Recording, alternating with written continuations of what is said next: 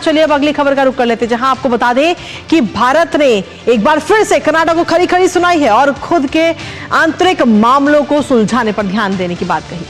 दरअसल कनाडा के संघीय चुनाव में विदेशी हस्तक्षेप को लेकर एक रिपोर्ट सामने आई, जिसमें दावा किया गया कि भारत ने चुनाव के दौरान 3 राजनीतिक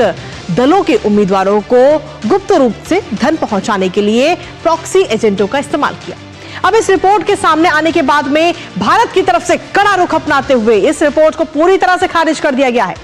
भारत के विदेश मंत्रालय की तरफ से क्या कुछ कहा गया है वो आपको बताएंगे, लेकिन साथ ही इसी वक्त बीच रुक करेंगे। इस वक्त हमारे संवाददाता अनिल थॉमस इस वक्त हमारे साथ जुड़ गए हैं। अनिल,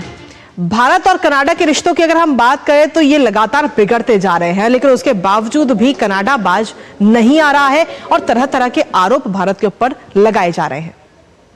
बिल्कुल, देखिए ये कोशिश है लगातार, मतलब बिगड़ते हुए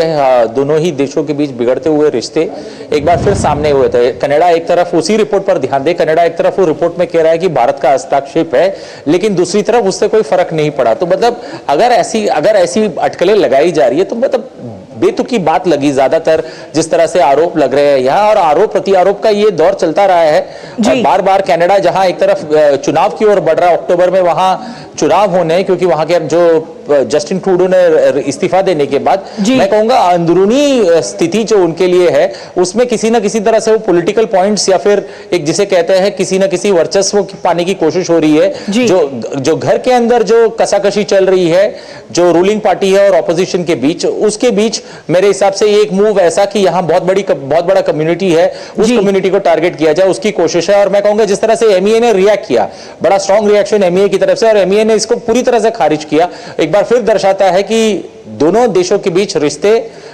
सुधरने की राह पर दिखते नहीं है और बिगड़ते जा रहे हैं। और ऐसे में जरूर कोशिश यही होनी चाहिए कनाडा की कि इस तरह के रिपोर्ट अगर हस्तक्षेप की बात कर रहा है, अगर उस हस्तक्षेप से कोई फर्क पड़ा नहीं उनके चुनाव में,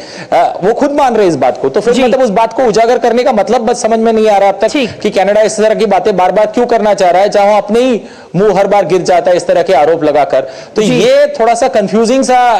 एक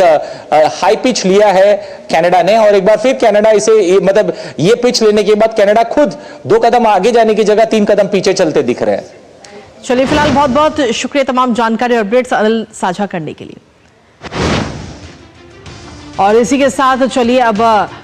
आज के इस न्यूज पंच में मुझे और हमारी पूरी टीम को दीजिए अनुमति, लेकिन लगातार तमाम खबरों पर नजर बनी रहेगी और अनुमति लेंगे इस वादे के साथ में कि 2 बजे फिर होगी आपसे मुलाकात कुछ और अहम प्रमुख खबरों के साथ। तब तक के लिए नमस्कार।